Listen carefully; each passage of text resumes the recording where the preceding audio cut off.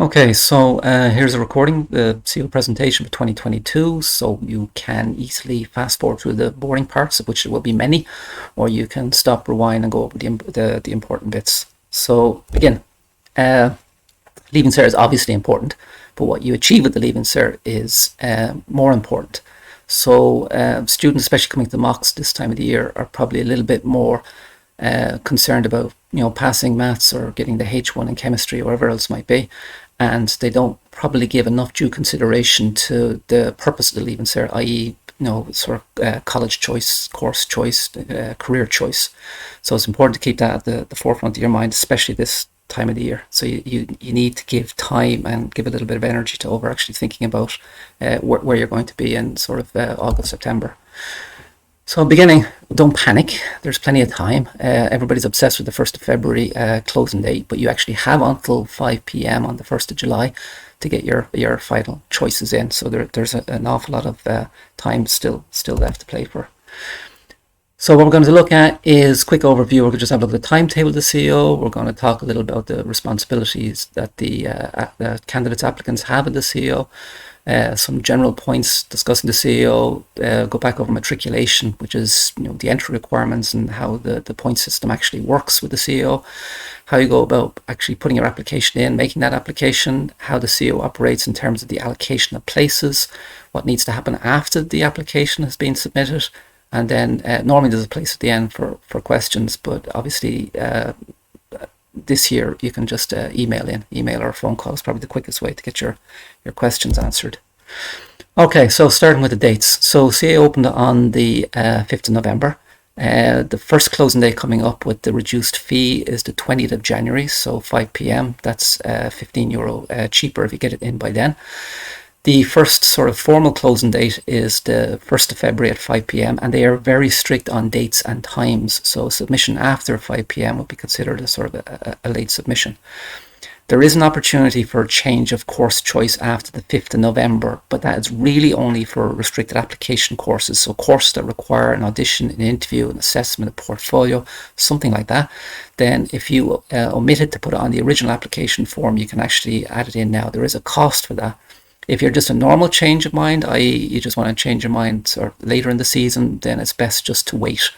1st of March then is the change of course choice facility closes. Also, the here and there applications must be ticked off in the box and completed online by the 1st of March. The supporting documentation for your here and there application has to be submitted by the 15th of March. It must be absolutely done by the 15th of March. 16th of March is going to be too late.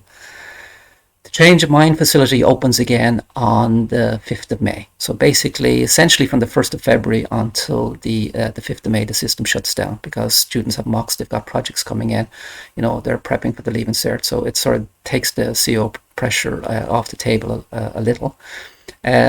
But opens again on the 5th of May. So the 5th of May, you can go back in, you can reorder your choices, you can take choices out, you can sort of put new choices in, you can do what you like, you can do it as frequently as you like, and it's at no cost. Okay, the system, as I said, shuts down on the 1st of July at 5:15 p.m. That's the change of mind facility closed at that point. Again, 5:05 p.m. is actually too late. Between the round A, round 0 offers, that's for students who are transferring between courses in college, or for mature students, or for the students who have maybe had a deferral from the year before. That's all taken care of. And then by mid-August, usually the Leaving Cert results should be out we're expecting them out possibly on the Wednesday. It hasn't been formally declared by the department yet, obviously.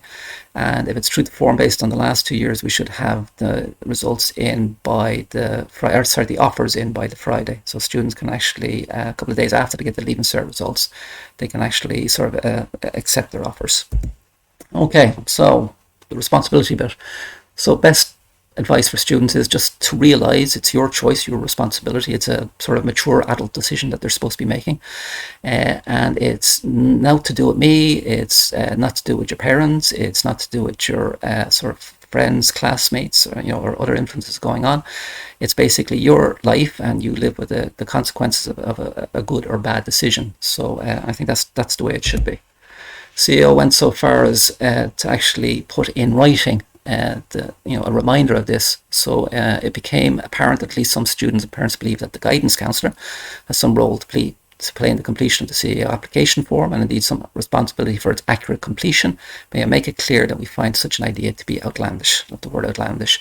So basically, it's the applicants, the students' responsibility to actually get the form in on time, and to be as sure as they can be, realistically, that they're actually making an informed choice, that they've got enough information, they've done enough thinking, they've talked to enough people, they've accumulated enough knowledge over the previous months that they're pretty sure that this is what they want to do.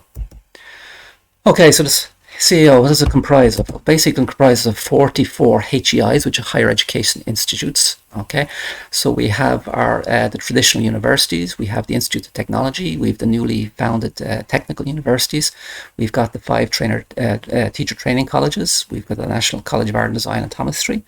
There's a couple of the old incorporated religions institutes, so Milltown is now part of Maynooth, and Mater Dei has obviously been subsumed by DCU.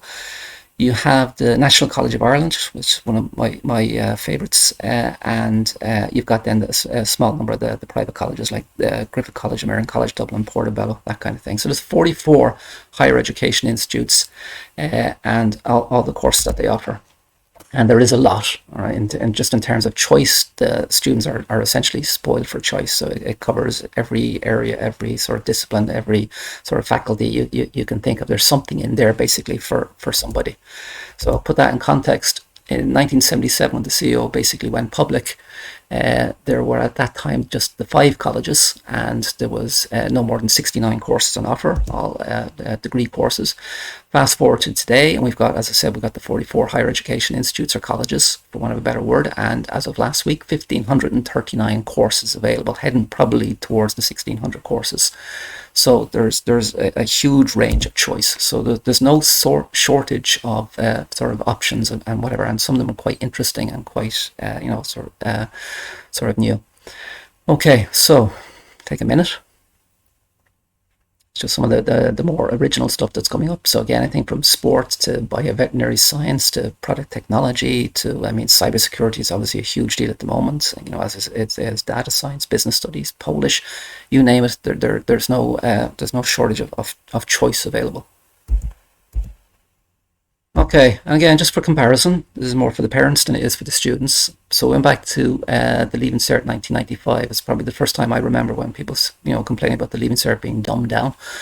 And at that point, there was 68,000 students doing the Leaving Cert, and 31 of them actually achieved the maximum points at the time, which was 600 points. Okay, and again, fast forward to 2019. I'm not looking at 2020 or 2021. We're looking at the last sort of normal data set, for want of a better description.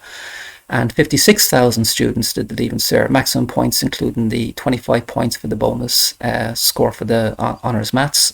We had 207 students achieve the highest possible. That's a large increase over the 31.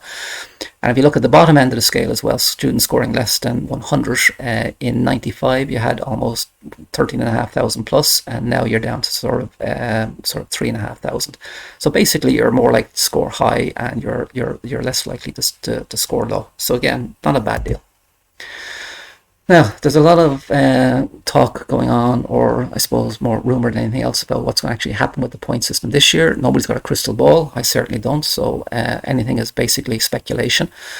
I think we basically have 3 data sets to be looking at. We've got the 2019, 2020 and 2021. So as I said, the last normal one, for want of a better description, was 2019. And then we had our the different grading systems in 2020 and 21. So it's quite clear from the graph that the number of students scoring higher has gone up exponentially, I think, in the last 2 years. The question is, how quickly do we return to the 2019 points? Is it going to be a fast return? Is it going to be a slow return? Or are we heading to something else? So at the moment, we don't know. I know the colleges are very much looking for and calling for a return to sort of the 2019 point system. But we have to just wait and see.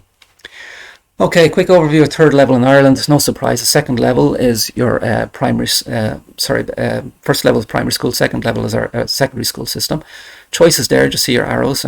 You're heading up in FETAC, which is basically the PLC courses. Higher National Diplomas, again, a lot of PLC courses, or PLC colleges running those courses. BTEC, British Qualification, we've got Solus, which is the new FOSS. Teagasc, actually quite popular in this school, especially with Ballyhaise, and then you got Bordy Scoara, which is some of the sort of the fishery courses, for want of a better description. But then after that, you got our institutes of technology and our new technical universities, and most of which have come online in the last sort of 12 months. And then you obviously have the more sort of traditional universities. Notice the movement between the two. So we're going to talk a minute about the sort of the ladder system. They can go basically from second level, go to a PLC course, go to an institute of technology, go into a university. Equally so, you can go from a PLC course into directly into a technical university or institute of technology, or straight into a university. Okay, and there's also movement between the IoTs, the Institute of Technology, and the university. So there's a bit of movement between the system. About each year, about 5,000 students actually move between colleges. Okay, so here's the ladder system. Essentially, it just indicates that there's actually movement. So the first qualification that our sixth-year students have at the moment is the level 3. That's their junior cert qualification. The Leaving Cert applied students are working towards a level 4 qualification, and then the level 5 is basically the Leaving Cert. Now, a full level 5 is essentially your first year in a PLC college. Second year of PLC college is usually a level 6, which is the equivalent of a higher certificate. Our level 7s are the ordinary degrees. Level 8 is an honours degree. Sometimes you can go, obviously it's a ladder system, so you can go from a level 6 to a level 7 to a level 8. Not many level 6s left, but there's still numerous amount of level 7 and 8s. Your 9 is your masters or postgrad diplomas, and then your level 10 is the sort of the top of the cake, which is a doctorate. And of course, Actually, in reality, we have level 11s, which are postdoctoral degrees, which is not on the system at the moment. So a little bit more formal is the exact same thing there, but this is the national framework of qualifications. As you can see, junior cert is your 3, leaving certs between a 4 and a 5. The reason the leaving certs between a 4 and a 5 is because of the huge gap in sort of educational outcomes. You could have a student doing 5 subjects, maybe doing foundational of maths, foundational of Irish, and compare that against somebody who's going to be doing 9 and achieving 9 H1s. That the educational distance between those two is so big, it's essentially between the 4 and the 5. Right? When you are looking at the CAO, and applying for course on the CAO, you're looking at level 6, 7s, and 8s. The level 6 and 7s are bunched together, and then the level 8s are separate. Okay. So some of the dangers that's sort of popped up over the years is, number 1, do the research. When students drop out of college, and they do the sort of exit service, basically asking them, why did you leave? There are issues around sort of money. There are issues around sort of travel, accommodation, that kind of stuff. But essentially, most students most of the time will say wrong course choice. I picked the wrong course for the wrong reason. I'm realizing that now at some point, whether it's after a couple of hours or it's after a couple of weeks or the Christmas exams, and they end up leaving. Okay, so I think the message from that is do the research, do as much thinking and sorting and asking and just getting as much information as possible. It's not 100% guarantee that you won't make a mistake, but it certainly defends you as best as possible against making those kind of errors.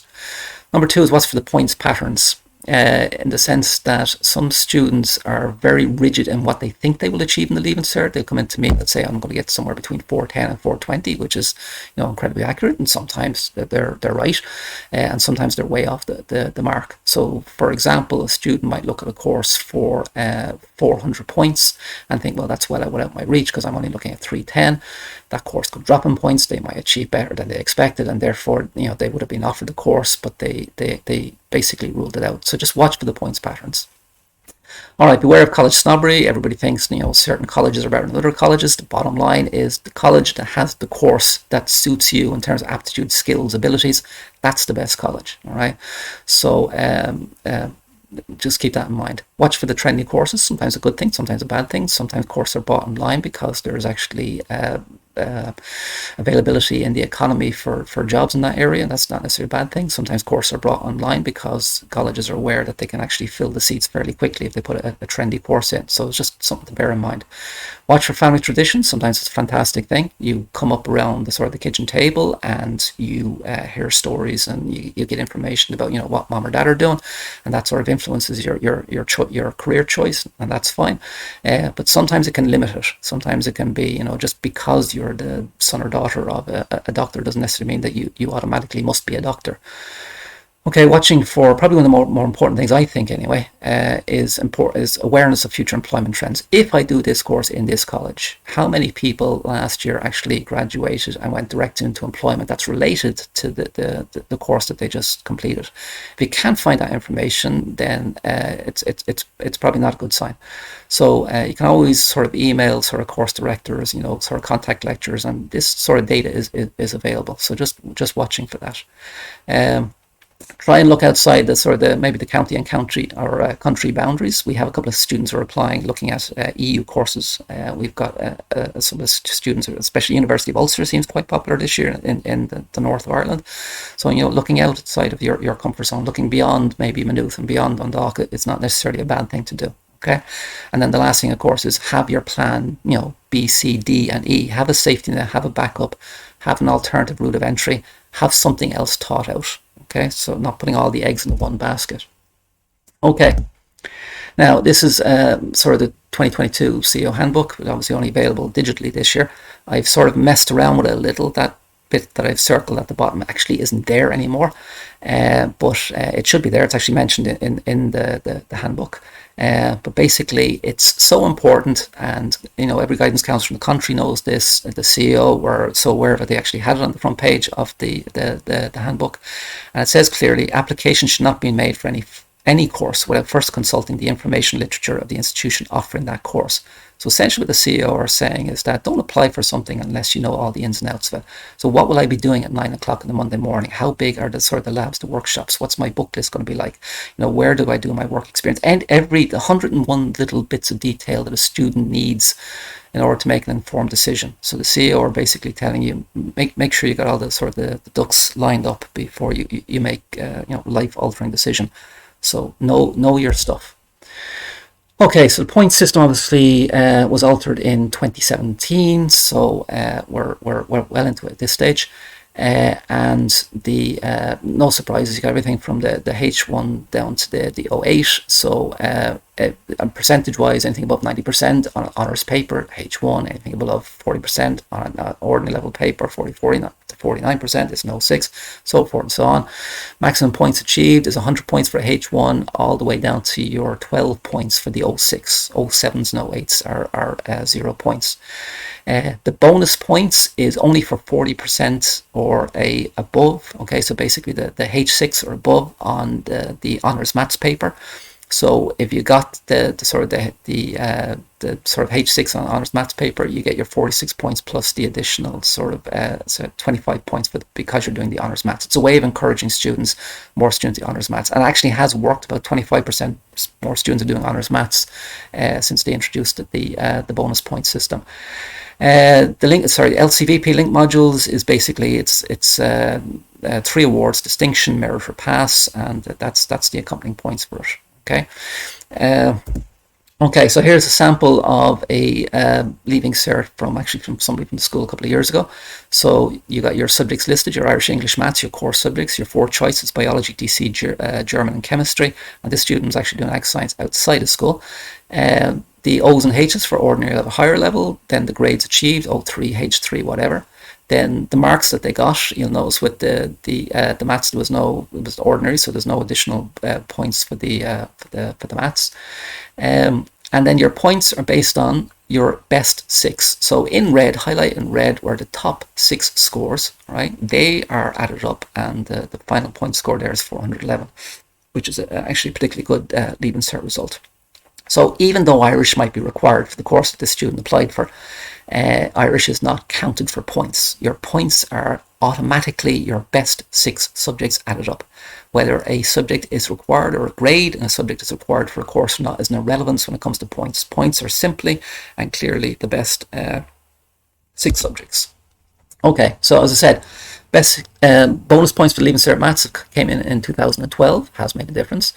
Your Leaving Cert is based on your best 6 results. So if you're doing 5 subjects, automatically you're 5. If you're doing 6 subjects, automatically you're 6. If you're doing 7 subjects, which the majority of students are doing, then it's based on your best 6. If you're doing 8 subjects, we've got a couple of students who are taking up a subject outside of school, it'll still be based on their best 6 subjects.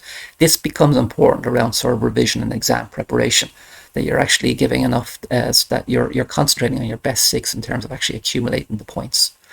One sitting of the Leaving Certificate is accounted for points. So if I did the Leaving Cert this year, I got 400, and I repeated the Leaving Cert next year and I got 395, I will count it as having a 400 points Leaving Cert. Foundation level maths, foundation level Irish. Some of the IOTs, the Institute of Technology, technical universities, will actually award some points for the foundation level maths. It's usually F1 and F2. So 90 to 100% is your F1, and your F2 is the 80 to 90%. Okay, and then LCVP we talked about there before. There are other ways of accumulating points. Okay, or CAO points are not necessary to do with your subject grade. So, for example, architecture in sort of Technical University Dublin, they sort of award the additional points for a suitability test that you have to sit, plus a short interview with portfolio. So, selection of pieces 10 or 12 or up to 20 sort of original pieces, and they will sort of award additional points based on that. For those interested in medicine, we have, I think there's 3 interested in medicine for this year. You have the HPAT Ireland test that must be registered for quickly by the 21st of January. Cost is the same this year as was last year, €152.80. Don't know how they come up with the number. And the window for these exams will run across a number of days from the 18th to the 26th of February. So it's usually done at home. It'll be, as of last year, it'll be done at home. It'll be done all online. All medical programs are restricted entry, must be applied for before the 1st of February. So you must apply for those before the 1st of February. And if you are applying for medicine, your matriculation, your subjects that you require to get into medicine, so for example, like chemistry, maybe another science, laboratory science subject, and your points are all counted as being in the same year. Okay, in other subjects or for other courses you're applying for, you can pass different subjects at different stages, and you can just stick with the points for 1 year. So, for example, if you were looking at doing veterinary medicine in UCD and you didn't have the chemistry, you could get your 625 points this year and then sit chemistry next year, and you'd still have 625 points. That's not going to happen with medicine. Okay, so I said earlier, restricted application courses require interviews, assessment, portfolios, auditions, something like that. So, music, drama, those kind of things, architecture. Medicine does require the HPAT test, and application for these types of courses have to be made by the 1st of February. And if you want to know how it's a restricted application course, just to ensure it says in the CEO Handbook, in brackets beside the course, it actually says restricted application. So you're actually told in the CEO Handbook which courses are restricted and which courses are not. Okay, so now we get to the point of actually how does the CEO operate. So I said you basically have 2 columns. You've got the level 6 and 7s, which are your higher certificates and your ordinary degrees. And then you have your level 8, which is your honours degree. So here's a sample of somebody for level 8. Okay, you have up to 10 choices in each of those. So you could pick 10 level 8s and 10 level 6 and 7s. Now, even though they're on the same form, on the same page, they essentially operate independently.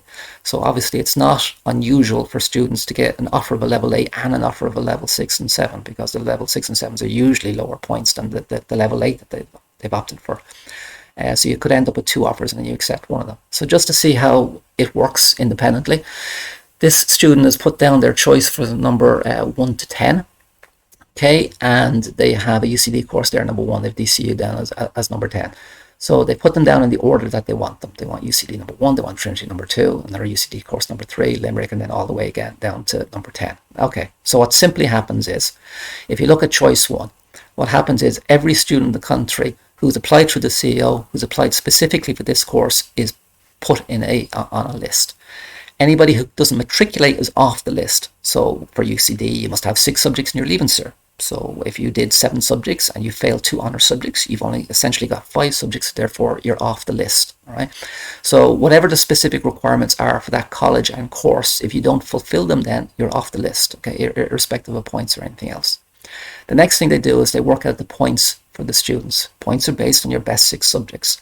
The students are then put in a list from the top down to the lowest. In this case, top student scores 607. The lowest point student who's applied for this course has scored 270. So 607, 270. You've no way, as I said before, there's no way of predicting the points. There's no way of me knowing in advance that the top points person for this course this year is going to be 607 and the lowest is going to be 270. Okay. So what happens is this particular student or applicant has scored 445. So you see the way all the blue across the board, the 445. So that's where the student is on each of these lists. So on the very first list, I go to the top of the list. I'm in UCD. I have a number of places available. Say I have 20 places available for this course. I start at number 1. My number 1 has 607. I go to number 2. That's 595. All the way down. I go to the last person on the list, and that person is 495. Now, I'm on this list, or the candidate is on this list of 445. They're obviously below that cutoff line, so the answer is no at the bottom of the page. They are not eligible for this course. I go to number 2. I take everybody out who doesn't matriculate, doesn't have the minimum requirements for the course. I put you in order of the highest points down to the lowest points. I still have 445. I go to the last person down. They have 480. I'm a little bit down that list on 445. I haven't got my offer. Now I'm in luck with number 3. Back to UCD. Highest points down to the lowest points. Lowest point person being offered a place in this course is 430. I'm, of course, still at 445. Therefore, I've got an offer. Now you'll notice that each of these is done independently, simultaneously. So they're all done, in a singular fashion, but they're all done at the same time. So I'm not eligible for number 1, not eligible for number 2. I am for number 3, I am for number 4, I am for number 6, and so forth. All right. So there's actually a number of courses there I am actually eligible for. But the CEO asks you to do one thing. Put your courses down in order of preference. 6 years know this word, it's been drilled into them. So preference, which one do you want most? What you've told the CAO is that you want UCD number 1, you want Trinity number 2, and you want that other course in UCD number 3. Okay? What has happened is that they've worked out which ones you're eligible for, and now they're going to go back and go, okay, well, the first one you were eligible for, your highest preference, the one that you wanted more than the others, was actually number 3. So you'll get your email basically saying, okay, you've achieved, you've got matriculated, you've got the points, you're on the list for number 3. Do you want it? You automatically accept. Even if actually you don't want it, you automatically accept. Why? Because you might change your mind in a week's time, and then it'll be too late to go back, and that has happened in the past. And the other thing is that if number 1 or 2 drops in points, then you'll actually you'd be offered a place anyway. So you'll have your number 3. A week later, you're offered number 2, and you can accept number 2, and that will cancel your number 3 choice. Okay, so here's an example of this. So there's the student, they're number 1, 495, 455 is the cutoff. They had the 445, no offer. But their number 2 in Trinity, all right, was originally 480. I had 445. It miraculously dropped down to 433. I am now an offer for it. So I received number 3. I accepted number 3. Number 2 didn't fill all their places, so they had to go further down the list. That's what those extra rounds are. They're basically going from the bottom of the list, and they're going down a little bit further to offer more places to try and fill the class. So this one went down to 433. I had my 445. CEO will say, well, listen, you wanted number 2 more than you wanted number 3, so we're going to offer you number 2. You're under no obligation to accept it. You might be quite happy now at your number 3. That sometimes happens. Sometimes accommodation is sorted. You've told everybody you're doing this. You might have made contact with a lecturer or a staff member who's talked to you about the course. But if you want your number 2, you can accept your number 2, and that will cancel your number 3. So you're always in the running for a course above your choice. So if you got number 4, you're still in the running for 1, 2, and 3. All right. But the most frequently asked question to CEO on the day of the offers is, well, listen, I got my number 1, but I really would like my number 2 or 3. The answer is a simple no, because you were asked to do one thing. Put the courses down in the order of preference. Put them down in the order that you want them. So if you got it down as your number 1, I'm presuming you're going to be 100% happy, because this was the number 1 that you want. Okay. All right. Now, another thing that can happen if there's too many people applying for the same course is a random selection process. Now, this has been reduced drastically over the years because of the new point system. So where all the old point system was on, 0, 5, 10, 15. So it's a little bit more spread out now. So this is less likely to happen, but it obviously does happen. So we have a list here where all numbers 1 down to sort of 201. So the students are put in order of points from 600 down to 360, but there's a problem at the bottom of the list. I have 200 places available, but I have 198, 199, 200 from 200, and sorry, that should be 202. They all have 360 points. So I have 5 people at the bottom who all have the same points, but I've only got 3 places available. So what happens is we swap over. Everybody is assigned a random number when they make a CO application, and those random numbers in the third column are reordered numerically. So the 765 goes on up, then 561, 417. So those three top to fill my 200 places are the three people who actually received the offer. So when you see a points score on a college course and there's an asterisk beside it, means random selection applied, which means there was a lot of people at the bottom of the scale who had the exact same number of points, and they basically drew a lottery to let people in. Now, this is obviously not the way it works in reality, in the sense that maybe you could have maybe 5 places available and you could have 60 people with the same points. So you're probably dealing with bigger numbers of people. And in fairness to most of the HEIs, when this happens, they do try their utmost to actually soak up the students being affected by random selection in the second round offer. Not always, but I mean, there's a real effort usually made to try and get those students sorted. Okay, in the handbook, here's just a normal page in the handbook. You've got Dublin City University. You have a 5-digit code on the left-hand side. So remember, you put your 10 choices. Those 10 choices go down by code. DC is for DCU1, is for DCU. So DC001 would be if you're applying for early childhood education. So it basically gives you the name of the course. So as I said, if you look at DC004, the primary schools through the Church of Ireland route, that's a restricted application because it's obviously based on interview. Okay, if you're looking at the jazz, contemporary music, DC014, also there's no audition required there. Must be applied for before the 1st of February because you actually have to audition. So it'll tell you in brackets whether there is a restricted application. Okay.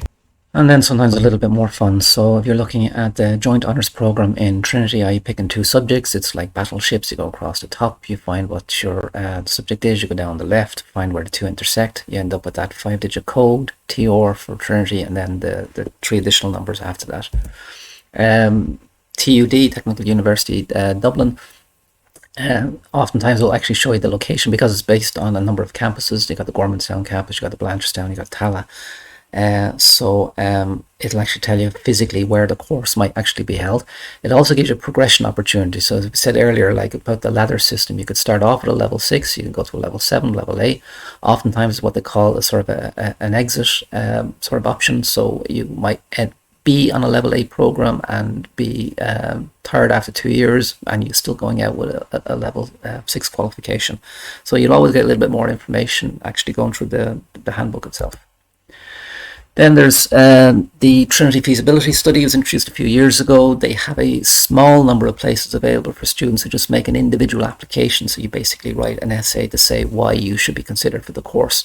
So at the moment there's 10 places on the history program, 10 on law, and 5 on the ancient medieval history and culture. So they're just basically monitoring this over the next number of years to see if it's feasible, if it's a good alternative to the CAO. So you can apply for that directly on the CAO as well. Okay, on the CAO website there are a number of student resources available. So it's important that actually students go through that.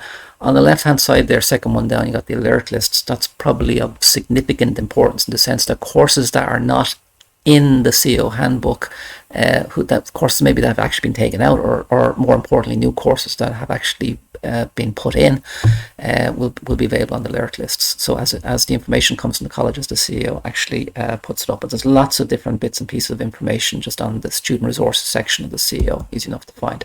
The demo application, if you're a little bit nervous or hesitant about actually doing the form, just jumping straight in, you can try that quickly, just to give you an overview of what the application itself would look like, which is where we're at now. So information: surname followed by first name, other names, title if you want, date of birth, male, female, prefer not to say, home address, that's the address that you're presently living at the moment. Error code goes in. Postal address might be different in the sense that if you're away and you want the maybe the registration pack that comes from the college or information from the CEO to be sent physically to a different address, you can put that in there as well. Try and ensure they keep a formal email address. And one of the biggest difficulties I have is that students actually forget which email address they've actually used for the CAO, or they set up an email address and all the CAO is going into spam and they're actually missing correspondence from the CAO. So it's important that you actually get into the habit of maybe every sort of 2-3 weeks just checking your email to see if any information has come through. Contact telephone number, landline or mobile. If you want to receive text messages, if you want to from the colleges and the CAO, best off to tick yes. Oftentimes a college, if they feel that they have a new course coming online that might be of interest to you, you might get the heads up on some information. That's what's worth doing. Country of birth and then nationality. The reason they ask for these is to do with the free fees system, that you must be an EU resident, must be in the country for 3 of the previous 5 years. So if there's a discrepancy between country of birth and nationality, they might send you, the fees office might send you a form just to confirm that you are actually an EU citizen and that you have been resident in the EU for 3 of the previous 5 years. Okay, so name and address for the school is St. Ciarán's Community School. You'll obviously tick the box at the bottom there. This is last year's one, so this year it'll obviously be the sort of leaving cert for 2022. Sorry, this one is 2 years ago, so it'll look the same. If you did attend a different secondary school at some point during your secondary school cycle, then you can put that in there if needs be. Okay, so as I said, 2 systems, level 8s and level 6 and 7s, level 7 6s, and you simply click on those. Prior to that, obviously you gotta pay, so that the money has to go in. So on the demo page, obviously the demo one, it's not going to charge you, but you pay for the CAO online with the sort of the credit card. It probably is important and advisable to put a password on your account. Why? Well, if you open your account and you leave it open and you don't log out, somebody can actually go in there and alter your choices, and you might be oblivious to it. So it's always best to actually keep a password on the account. Okay, so in terms of the level 8s, there's your choices, 1 to 10. Every course is a 5-digit code. MH is Maynooth. 101 is the arts degree in Maynooth. So that will go in as my number 1 choice. As I said, you've got up to the 1st of February to put these in. Then from May until the final day in the 1st of July, you can take Maynooth out. You can put it in as number 4. You can put it in as number 10. You can reorder. You can do what you like, and at no cost to yourself. If you are a deferred applicant, i.e. if the previous year you received an offer and then you requested of the higher education institute that you could actually delay taking up that offer for a year. In other words, I've accepted, say, for example, there, Maynooth 101, and I go back in the next year, fill out my CAO form, I would just put in MH 101. If I put in more than MH 101, I'm back into normal competition, so normal rules will apply. But if I received a deferral in writing from the college, from Maynooth, and I have my MH 101, I go back to my CAO form, I put in MH 101, I click the deferred applicant box, and I'm guaranteed to have that, no matter what changes happen. So the points skyrocket next year, I'm still actually going to receive the offer of arts in Maynooth. This is not the application for the grant system that was actually done in class this week with the 6th year, so we went through that in a bit of detail. But this is just to inform the colleges that you may be a SUSI applicant, so you may be actually getting sort of a maintenance grant, and that's so that when they send you the registration pack, they're actually aware that you don't actually have to pay the student administration charge straight away if you're actually made an application for the maintenance grant or have already been okayed for the grant. If you have any exemptions, particularly obviously the language exemptions, so for example, if you're born outside the EU, then you're sort of exempt from actually presenting sort of Irish as a subject for NUI colleges. That needs to go in there. Now that's only NUI colleges, so that would be, for us that would be UCD, Maynooth, sort of Galway and Cork. St. Angela's will be covered in there as well. And the Shannon College of Hotel Management. But Trinity has its own separate language waiver form, and the University of Limerick has its own separate language waiver form, which would apply for independently.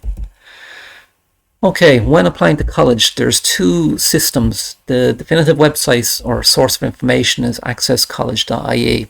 So the two systems we have are basically here and there. So the DARE scheme is, as written in front of you, Disability Access Route to Education. For students with a disability, it can be a learning disability, it could be with dyslexia, it could be something physical, dyspraxia, it could be a diagnosis of clinical depression, it could be Crohn's disease, it can be, a long list of things. But if there's a continuing sort of physical disability, then you can actually, there's a separate application on the CEO form that you can actually fill out. So basically it's a note by yourself, it's confirmation from the school, and then it's a professional report. So you need like an education psychologist report or a clinician's report to indicate what the disability might be. And what the colleges will do with that application is you'll be looked at individually, and based on the course you're applying for and based on your application, you may get reduced points for entry, so they might actually lower the points. It varies from course and from college to college. For some, it can be like they will reduce the course points by 10%. By others, they might reduce the course points by up to a maximum of 60 points or whatever. So that's on a disability. If you feel that you might be eligible for that, then you can tick the box, fill in the form, submit the documentation. That form has to, as I said at the very beginning, for there and here, you must apply before the 1st of March. So you get your form CEO in at the 1st of February, but you've actually got to the 1st of March to indicate that you're applying under the there or the here system. A little bit more time to think about it. But the documentation, as I said, must be in before the 15th of March. So that's if you want to apply on the disability. If you apply under the DARE scheme and they deem that you're not eligible for a points reduction, that does not necessarily mean that you won't receive additional supports when you actually get into college. So for example, you might receive special assistive technology, you might receive additional sort of exam supports, like sort of extra time which can't be awarded at Leaving Cert but could be awarded sort of at college level. Okay, under the HERE system is that's the Higher Education Access Route to Education. That's for people who are essentially socioeconomic. So there's no history of college going in your family. If you're sort of manual or unskilled sort of career background, then there might be sort of grounds for applying onto this. It's basically income driven. So if your income is below a certain level, it's actually worth looking at. So try and encourage more students who are underrepresented from certain socioeconomic groups to try and get into college. So again, same things apply. You might have reduced points for entry, or you might receive and can receive additional supports sort of upon entry. In most cases, students from disability, socioeconomic, they have a tendency under these support systems to actually do quite well. They usually sort of retain, and the results are usually better. So if in doubt, apply. If you apply under one or both of those schemes and you're not eligible, it in no way whatsoever affects your CO application. You're just basically removed from the system and you're back in normal competition. So no harm, no foul. If you're eligible under both systems, you're eligible under HERE and DARE, or deemed to be eligible under both systems, then you actually go to the top of the queue. Now there was videos sent out to sixth years on the DARE and the HERE scheme. But if anybody has any questions, whatever, you can talk to myself or talk to one of the sort of the SCN team. Okay, so you can read through this carefully yourself. You can pause and go through, but basically you have until the 15th of March to get all the sort of the documentation in, and then decisions are made after that. There is a sort of an appeals process. Okay, example there from UCD. So most courses actually have places available on the DARE and the sort of the HERE system. So it's worth looking at those. Now, the way I would fill out the CEO form if I had my 10 choices is that certainly 1 to 3 or possibly 1 to 4. Now, about 80% of students will actually get their first, second or third choice, but certainly the first 4 choices, put down the dream courses. So remember I gave the example earlier of somebody who maybe was looking at course 400 points, they feel they're only get 310, course drops some points, they do better than they expected. The right poet came up on the day in the English paper and they outperformed, and therefore they would have been offered it. So if there's something that you actually want, all right, so again it comes back to genuine order of preference, put down number 1, 2 and 3, because remember each of those 10 choices is looked at simultaneously and independently. So basically if I don't get my number 1, 2 all the way down to number 9 and I'm eligible for number 10, I will receive my number 10. So keep the dream courses up there at the top. Next, of course, is just the realistic options that traditional courses within my points range that I feel that I'm genuinely interested in, and if I was offered it, I would absolutely take it, and I wouldn't have a sort of a second thought about it. I think a good rule of thumb for the CEO is nothing goes down or touches the CEO form if you wouldn't be happy to accept it.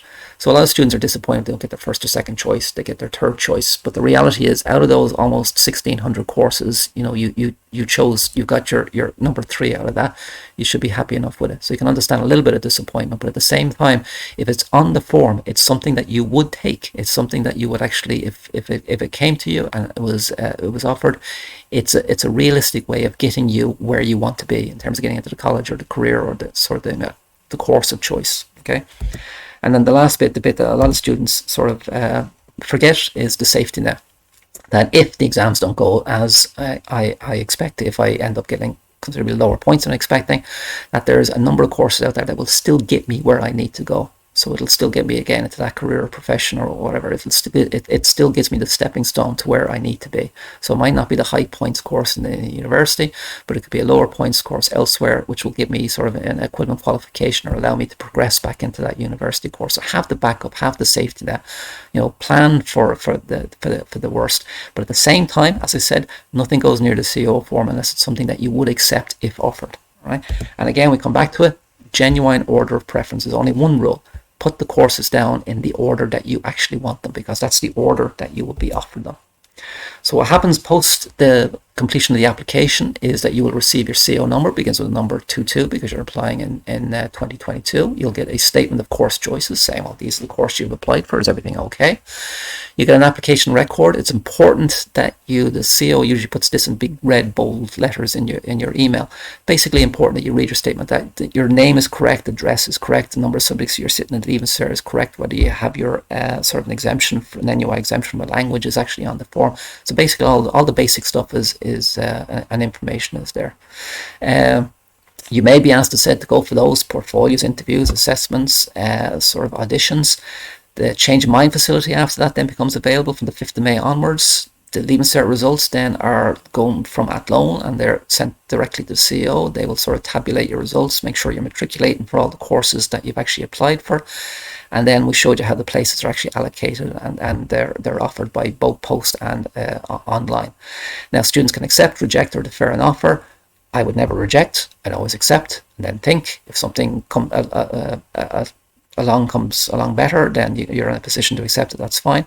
If you want to defer it, it's first come, first serve. So if I'm looking for that deferral in Maynooth, my MH101, I'm going to phone the office straight away. They're going to ask me why. I'm going to give my reasons why I'm looking for a deferral. It might be monetary. I need to sort of, to work to get some cash together to be in a stronger position next year. It can be sort of any reason. But basically, you talk over the phone and then you get your deferral in writing. Fill out your CO form next year. That's the one course that goes down. Irrespective of the points, it's the place that you'll be offered. And as I said, they keep going down the list until as many places are filled as possible. So usually the month of September, there's a number of sort of offers going on. Most students, most of the time, are soaked up in round 1 or round 2. Okay, but there are a number of rounds after that. Okay, we went through this sort of earlier, but the bottom line is that the round 0, round A, comes out for mature and deferrals sort of early on in the year. Leaving cert results sometime in August. Haven't got a sort of a date yet, but we'd expect it around the sort of second Wednesday of August, reasonably. We'll see what happens. Round 1 offers should be out that 3 days later, so it should be out on the Friday. Each list, as I said, is separate. You've got the level 7s and 6s and then the level 8s. Usually one offer each week after that, okay, until all the places are filled. You can only move up the list, never down. If you got your third choice, you're still in the running for number 1 and 2, 3, 4, but anything below that is off the table. You can accept or ignore subsequent offers. So if you're happy, if you got number 3, you're happy with it, you're offered number 2, you don't want it, you don't have to accept it, or you can accept it.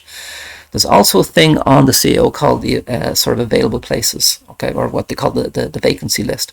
So certain courses that can't be filled or haven't been filled, either they don't have enough sort of candidates for enough applicants for it, or the high number of people applied and they don't applied for this course and they don't fulfill the matriculation requirements. So for example, engineering, a course at university level, and not enough people had the honours maths, so therefore it goes back into the available places. If a course is on the available places list on the CAO, you can go and have a look at it.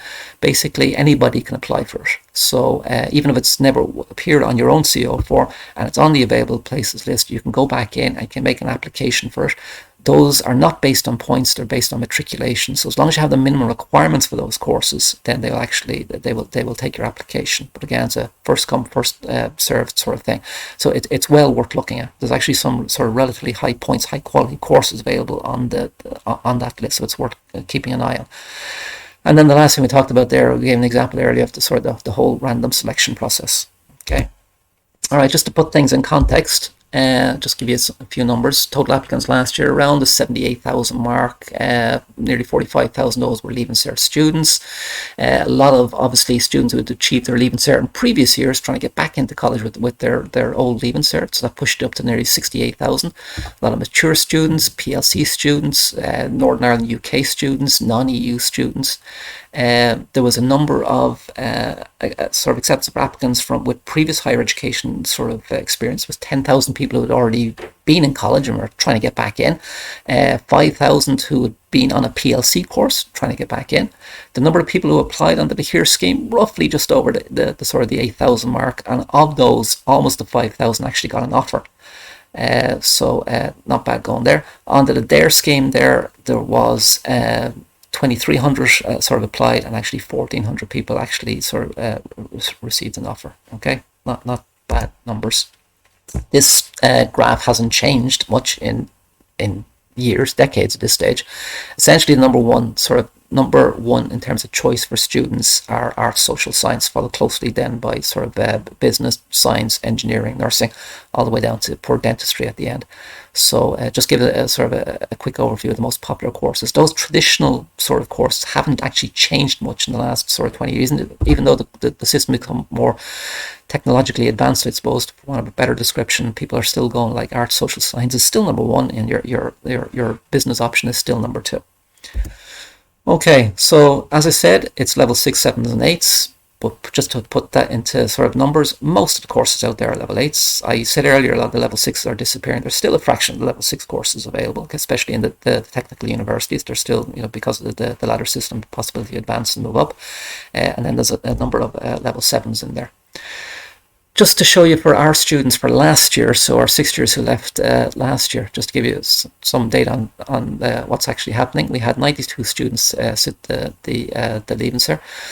Of those, 55 actually made an application for the CAO. A lot of students would have gone directly into a PLC, quite happy with it. A number of students would have taken, a high number of students would have taken up sort of apprenticeships direct into employment or something like that. If a student chooses to go abroad, they're not counted as actually as part of the system. Of the 55 who actually filled out the form, 2 received no offers. That's usually, maths is probably the biggest issue there. If students applying for a number of courses and they all require a certain grade or at least a pass in ordinary level maths, and they fail the ordinary level maths, then they're out of the running for everything. So maths, and oftentimes the honours maths, you have a student who might be looking for engineering at university level, all the courses require honours maths, they don't pull off the honours maths in the day, and that's it. Now a lot of colleges will offer a sort of resit option for maths, so that's actually worth investigating as well. I think the 6th year should be aware of that at the moment. So of the 55, 51 actually got an offer of a level 8, 40 accepted. Okay, I would wonder what happened to the 11. Sometimes people just change their mind. Okay, decide to take a PLC, decide to take a year out, decided they don't want to do college, whatever it might be. As I said, if you get a level 8, then there's a good chance those same people will be offered a level 7 or 6. Okay, and it was actually 2 took those offers up. So total percentage this year was slightly up, about 58%. Okay, so about 58% of the students who actually sat the Leaving Cert got in. But as I said, a number of students were quite happy with the sort of the apprenticeship system or going directly into a sort of PLC course, and they're particularly good choices as well. Give you a sort of a sample or a taste of what some of the students do. So you got your 5-digit code, you've got the name of the course, and then you got 2 numbers beside it. One is the number of offers that were made, and the second one is whether the number of offers that were accepted. So you can see on that page anything was offered was basically accepted. And students did everything: sports science, arts, sort of social care, energy engineering, theology, and sort of engineering and management, environmental science, global business. So we had a long list of things. And down to ag science in Waterford, or digital marketing and technical university. Now, there are other options available. Unicast, quite popular actually this year. So that's 600-700 courses plus in the EU available, sort of taught through the medium of English, and they can be applied for directly. But again, we have the traditional apprenticeship routes. We have sort of dozens more apprenticeships this year than we did last year. So you can do apprenticeship in accounting and do one in pharmaceutical. There's an endless supply of apprenticeship options available. Army is still an option. Okay, so Defence Forces, there's a number of students that might be applying for that. There's people maybe looking at going to Templemore, Fáilte Ireland courses. Ballyhaise is obviously in Kildalton and very popular for the Teagasc. Probably Ballyhaise is our number one there. A number of people go straight into a job. We have the PLCs, obviously very sort of important. Some students at 17, 18 don't feel they're ready for, to take on a sort of a course straight away. So they use the PLC as a way of sort of testing the water. Some students don't achieve the points for what the course they're looking for, and they'll use a PLC as basically a sort of a backdoor into another type of course, and some of them use that actually quite successfully. Repeat Leaving Cert would be like your absolute last choice. I think there's enough options available in the PLC sector that sort of makes Repeat Leaving Cert sort of maybe not the best option for most people. And then there is a course the Clearinghouse through UCAS. Now, since Brexit, obviously, UK courses, if you're looking at sort of Scotland, Wales, England, incredibly expensive. Much cheaper. Explains the sort of the popularity for University of Ulster heading up north. We have a sort of a special agreement, so it's funding is available for say the health sciences courses, but it's not that much more expensive to head north than it is to head to a university in Dublin. In fact, in many ways, it's actually probably cheaper. As I said, the PLCs, very popular option. Our two most popular are north into Cavan or south into Dunboyne, but we've had students go to Crumlin, we've had students go to to the Drogheda Institute, we've had students go to sort of Inchicore, Liberties College, all over the place. Okay, just in terms of money, this has been talked about sort of ad nauseum with students, but this is something from the sort of Student Union of Ireland. Education doesn't come sort of for free. Obviously, if you're living away from home, it's going to be more expensive than living at home, but you've got to take into consideration sort of travel costs and all the miscellaneous expenses and everything else that goes with it. But it just basically doesn't come cheap. So it is one of the things that students consider when they're actually sort of looking at colleges. Like, is it cheaper for me to go to Sligo than they might be go to to UCD? In many cases, the answer is obviously is yes. So sorting out the sort of the source of money, whether I'm eligible for the maintenance grant, or there are any scholarships available. Can I there are student loan opportunities, especially University of Ulster as well, where you actually you can get a tuition loan and actually have to start paying it back until you start earning money when you're actually employed. So all these things are part of the package when you're thinking about and considering courses and colleges. So we've gone through the maintenance grant system with students. They've all got a sort of a copy of the presentation. Normally, last year it opened on the 4th of April, so it should be opening about sort of April again of this year. Basically, if in doubt, ask. Don't presume, well, okay, I'm over 40,000, so there's no grant coming. There might be grants available up to sort of €60,000. Depending on whether you might have another sort of family member is actually sort of is on third level course at the moment. Okay, so if in doubt, basically get the information. Now, going from primary school to secondary school is a big deal, but going from transitioning to third levels is a bigger deal. The colleges have done a lot in the last number of years to ease the transition for students in terms of going from second to third level, because it is a bit of a culture shock for a lot of students. So there is a lot to be sort of taken into consideration. There's a lot of sort of prep that can be done, or a little bit of gentleness as well. Like, give yourself a couple of weeks to actually settle into college. That it does take a while. It is going to take sort of period of time to actually feel that you're actually home on a campus. Some of the obvious changes are just the size of the college. You're going from a school of 600 up to maybe 25,000 plus students if you're sort of in UCD. Classes, you could have a small genetics class of 6. You could have a sort of a commerce class in a large campus. You could have 5, maybe 600 students in the room.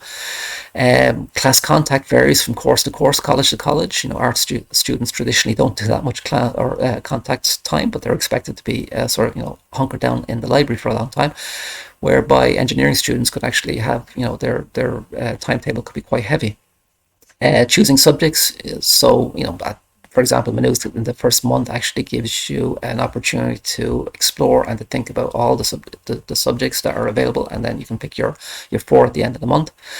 A lot of courses will monitor attendance, and that you have to be there 90% of the time in order to achieve your credits. Okay, some courses obviously still don't, but it is becoming increasingly popular. Working out how to actually budget and spend your money, how to actually balance your part-time work with your studies, that's a sort of a whole skill set in itself. Big change for students is obviously reduced parental involvement, that you can't sort of phone the lecturer and ask how is he or she getting on. That's sort of so the onus is now fully and wholly on the shoulders of the student going to college. Obviously a huge change in terms of learning style. I mean, very much rote learning in secondary school system, and you're moving into sort of independent learning at third level. A little bit more complicated than that, but I mean, there's definitely a shift. And then the last thing is who takes responsibility. I suppose as a parent, you're sort of very responsible for getting your child through secondary school, but when it comes to college, it's very much down to the student themselves. They're the one in the classroom, they're the one in sort of the workshop, the labs, they're the one who have to get the work in, and they're the one who has to be sort of essentially left unsupervised to get on with it, and that can be an issue. Now, if there are issues, talk to people. There are lots of people who are paid good money at third level in order to help people. So you've got mentors, lecturers, tutors, sort of advisors, careers, chaplaincy, camp counsellors, student advisors, your class rep. Even navigating the library can be a bit of a torturous event for some students starting off, so go to the help desk. Talking to the registrar's office if you have a difficulty around subjects or you want to swap something out for something else, whatever else might be. Admissions office. There's lots of people on campus who are there to offer support, to offer information, to offer sort of a little bit of assistance. So basically go and ask. I find a lot of students who drop out of college, first question I ask them is who did you go to for help, and they'll usually say, well, nobody. So there's a number of hoops you can jump through if you're unhappy at college. So jump through the hoops before you actually sort of jump out of the boat. Okay, so in terms of actually getting information, because the information is basically the key to this game, the CEO Handbook, and I said the warning on the front page of the cover that applications not be made for any course without first consulting the literature of the HEI offering the course, in order to know what you're getting into. Loads of publications, especially lots of stuff online. YouTube is a great source of information for sort of colleges and careers and courses and everything else. Talk to me, talk to your class teachers, talk to students who are presently studying those courses. People are actually engaged in the job that you might be interested in doing, just to get some information, some advice. Tons of open days still happening and coming up. We've had a few college sort of visits in, or you can go and do sort of online sort of visits with colleges. And we've had a couple of sort of virtual meetings with sort of visitors to school, and they've given some information on that. Get information from, get some support or asks of parents. That's important that students actually do that, and they actually offer them a little bit of support, okay, or older siblings. If you've got somebody else who's been in college, it's usually easier for the next one along to sort of transition in, because they've actually seen it happen and they've got some information. And of course, the good old sort of, the web, just for sourcing information and asking questions and finding stuff out. So it's basically, the game is all about getting as much information as possible, finding out as much stuff as possible. The more that you have, the more sure you are that you're making an informed decision. All right, there's your list of sort of the basic list of websites. I mean, I have obviously thousands of websites where you can source information. Careers Portal, most of the students like that, because specifically the videos, 700 videos there of particular careers. You want to find out what a guidance counselor does, what a neurosurgeon does. Careersportal.ie. Qualifications is the definitive source or like it's the national database for college courses. So when you're researching courses, you just want the basic information, a good starting point. Use Qualifieds. Every student can use Qualifieds. Student finance is for the SUSI loans. So if you're looking at financing your way through college, that's there. The there and the here scheme are under accesscollege.ie. The CEO is your sort of Bible for the year. And then there's a few bits and pieces left on the school website, guidanceoffice.info. But in fairness, most of the information, 99% of the information, is passed to student on Teams. So if you want to see what's going on there, you can ask your son, daughter to have a look at the sort of the guidance teams.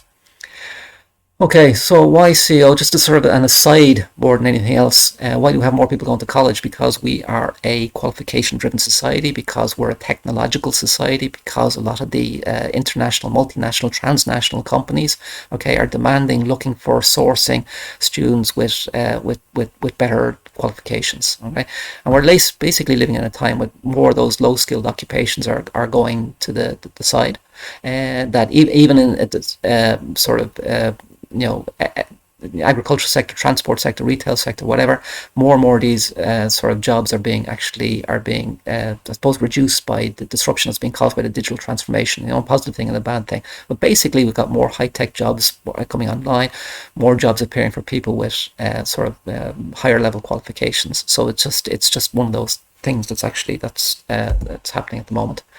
No surprises here for anybody who's actually read any piece of paper, I think, in the last number of years. But these are the sort of the growth sectors in Ireland at the moment.